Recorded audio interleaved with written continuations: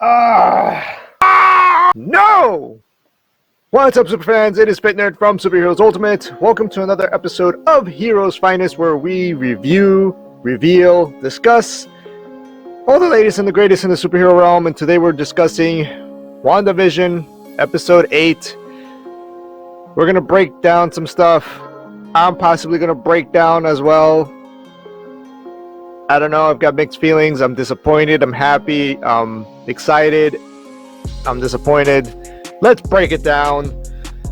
Spoiler warning, of course. This is your chance to back out if you have not seen episode 8 yet. Let's dive in. Just when you think they're introducing the X-Men, they just reach in and rip it out. You know how it feels?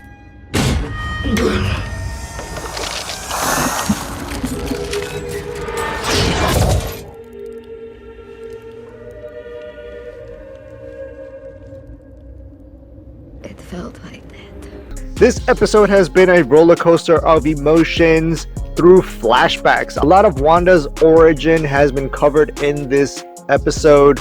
We learn quite a bit. We get a history lesson of Wanda and her past, where her powers come from. Yeah, that's super dope.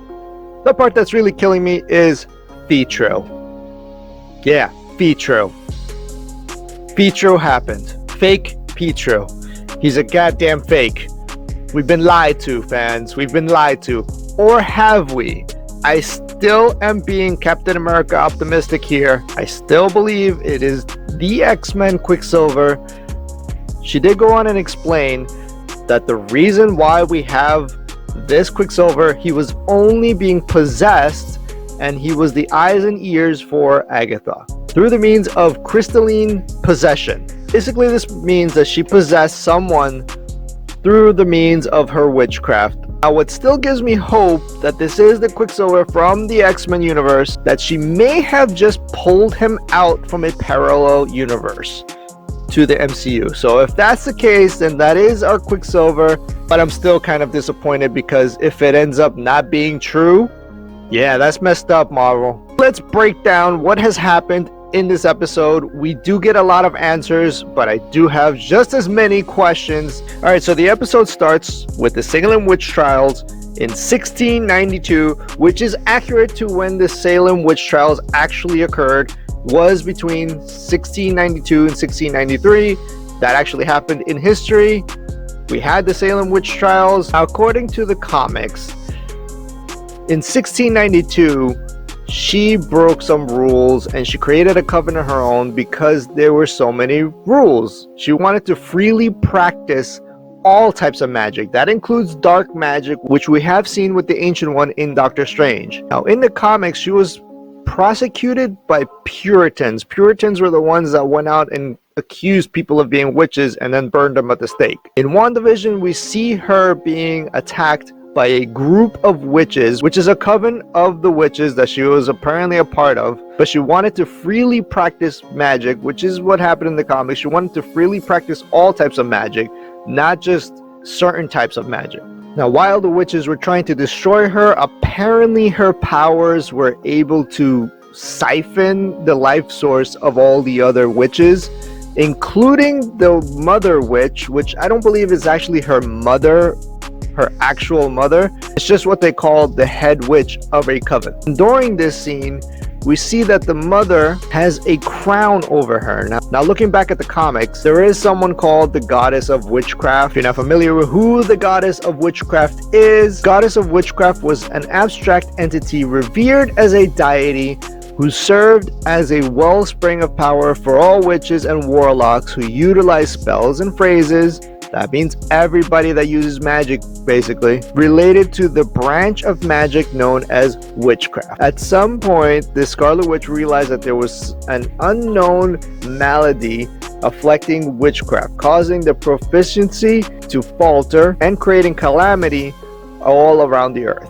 Ultimately, we get to see Agatha Harkness using her magic, and we find out that she wasn't the cause of anything. It was all Wanda's doing. All of this The only reason she came to this is because she sensed the magic that was happening in this town and all these different types of spells and hexes. But apparently Wanda is like a witchcraft Jedi, because she can actually do all these hexes and magic without anything being taught to her. This is all completely just natural to her. I really love this scene where we get Agatha asking Scarlet Witch, how is it that you're doing this type of spell, or why don't you know the fundamentals? I mean, she literally has taken years and years and years. Agatha Harkness is severely old and has been practicing magic for a very long time to be able to be the powerful sorceress that she is. And we definitely get a different feel from Agatha, that she isn't really a villain anymore. Agatha came in to actually help Scarlet Witch to figure things out, things that she didn't even know about herself. So she opens up her mind, and we begin this journey of flashbacks of Wanda's past, which is awesome because we've only seen bits and pieces throughout the movies, and we really had no real backstory to Wanda except for whatever she said about Stark Industries missile that came down on their house, killed their parents. And this is where we actually discover that she's the whole reason why they even survived in the first place. She's the one that defused the bomb using a probability spell.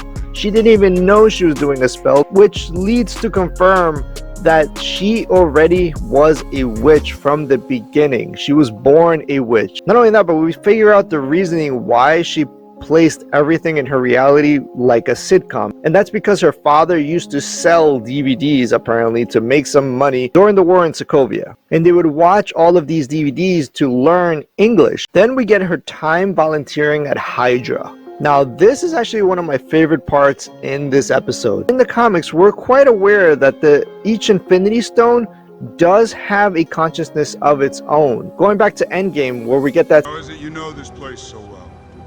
A lifetime ago, I too sought the stones, but it cast me out, banished me here, guiding others to a treasure I cannot possess. Scene with the Red Skull, and he speaks about how the stones speak to us or speak to him. In this scene, we actually do get the Mind Stone speaking directly to Wanda. The stone actually is the reason why her powers get awakened. As I stated before, she already had these powers. She already was a witch. She already had magical ability, but she didn't know the extent of her power yet. Now, of course, the Infinity Stones can affect time and space, so everything that Wanda saw, or everything that was shown to her by the stone, the Hydra scientists that were recording it did not see what happened. They just saw a little tiny glitch. And right after we get to see Wanda speaking to the stone, Agatha very bluntly says, oh, so you encountered an Infinity Stone. Like, she already knew about the Infinity Stones. She already knows that they exist. She already knows of their power. Then off we go to the Avengers compound, showing us a very intimate interaction between Wanda and Vision. Wanda was feeling all of the grief because her twin brother had just been killed. And Vision comes in saying he's never loved, he's never had that type of encounter. He is a machine that analyzes absolutely everything. What I did start to see within this scene is that Vision is literally the personification, or a personified version of the Mind Stone, because the Mind Stone is alive. It saw Wanda, it related with her, it tried to actually communicate with her when he was just a stone. Now, when the stone became one with the body that Ultron made, the stone basically just got a vessel to be in, which means that this Vision that we see right here is literally the Mind Stone as a being. Then we finally get the truth of what happened at Sword headquarters when Wanda went to retrieve the body. Turns out she didn't go there in an aggressive nature like Hayward was saying to everybody, or has said to everybody, that she went there aggressively with her powers, blasting through, took the body. Turns out Hayward is a bigger D-bag than what we thought. He was trying to put Vision together to make him into a weapon, because that's the government thing to do, is that they want him to be used as a weapon, because that's what they want all technology to be used for, always as a weapon. There's one thing that Hayward said that really stuck out to me, is that he knowingly said to Wanda, not everyone has the power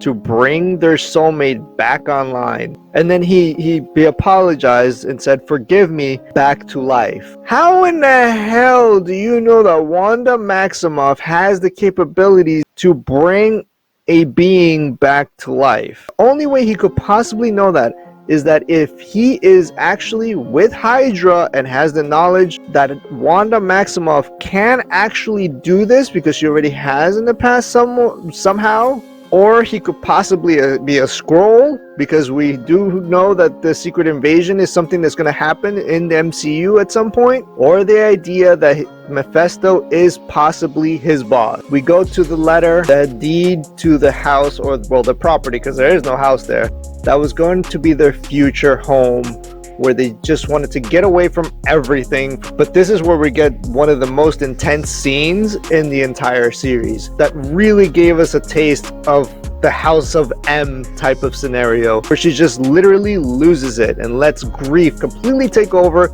in a huge explosion at the moment that she is doing this and releasing all this energy, creating her own reality, or the first sitcom that we get to see. This is actually chaos energy that she is releasing. When Agatha puts all the pieces together through all these flashbacks, like I said, this show is like an onion peeling layer after layer after layer, and it was Agatha all along that was trying to actually discover what had really happened here. I don't believe Agatha is here as a villain anymore, and I feel like she's actually here more as an anti-hero, trying to figure out what Wanda is really up to. And now that she knows that Wanda really isn't in control of her powers, which are definitely freaking OP status, Agatha probably feels like she has to put a stop to Wanda before it gets even more out of control. Because right now, not only the Earth is in danger, but possibly other universes are in danger. And the coolest thing, when she's actually exploding and creating this reality, we get to see her split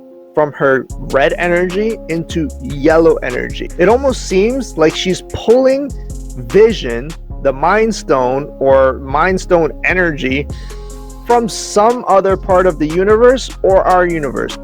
We're gonna have to find out, hopefully in episode 9. I hope they don't just leave it like she just split and created another Vision. Keep in mind that she is a Nexus being. She is literally a gateway to anywhere in the multiverse. Then we finally get to see Agatha in her full-blown outfit. Really looks like in the comics. Her outfit looks freaking cool. I really love the outfit that they chose for her. This is where she confirms that what she is using is chaos magic. And she finally does the name drop. She calls her a Scarlet Witch. Now, of course, Agatha knows what chaos magic is and where it comes from.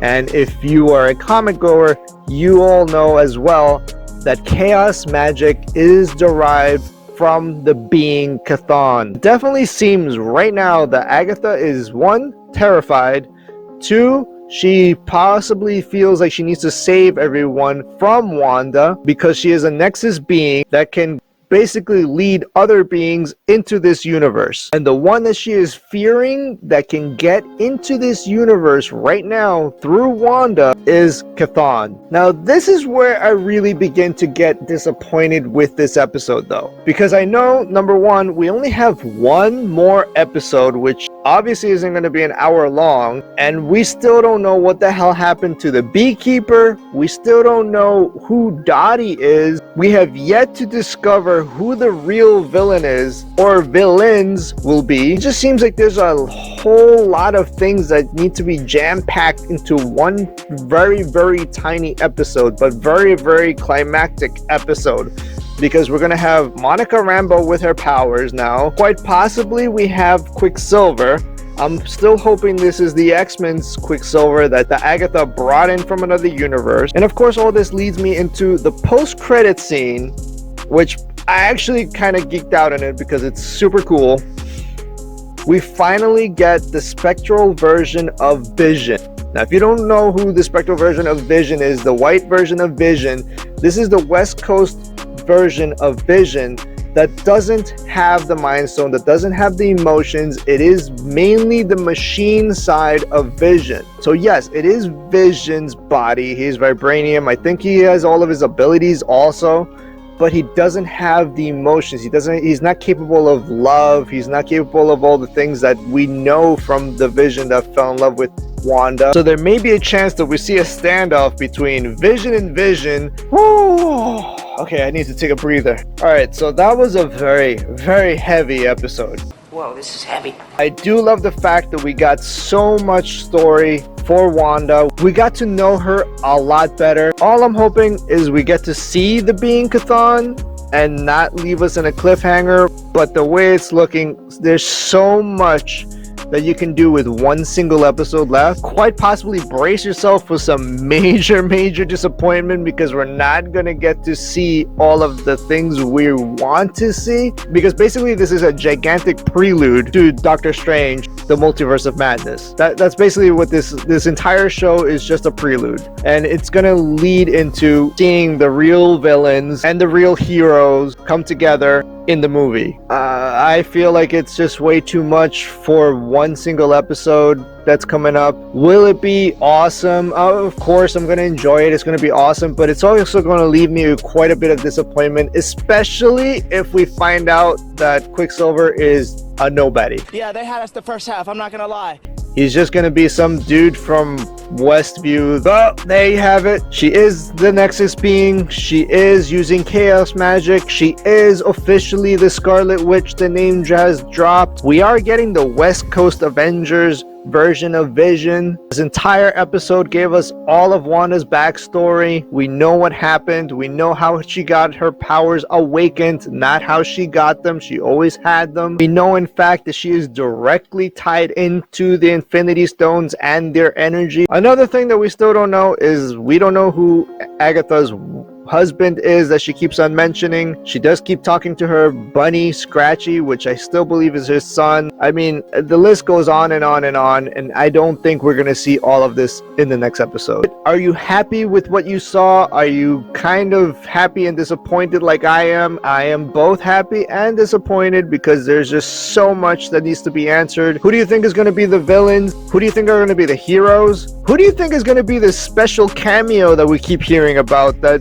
is going to show up at the very last episode? Is it actually going to be Magneto? Is it actually going to be Doctor Strange? Can it be both? Can it possibly be Spider-Man? I don't know anymore. You know what to do. Smash the subscribe button, give us a like, and if you want to show some support for the channel and get some cool apparel and collectibles, check out our shop. The link is in the description below. Until the next super fans, this is Fit Nerd, over and out.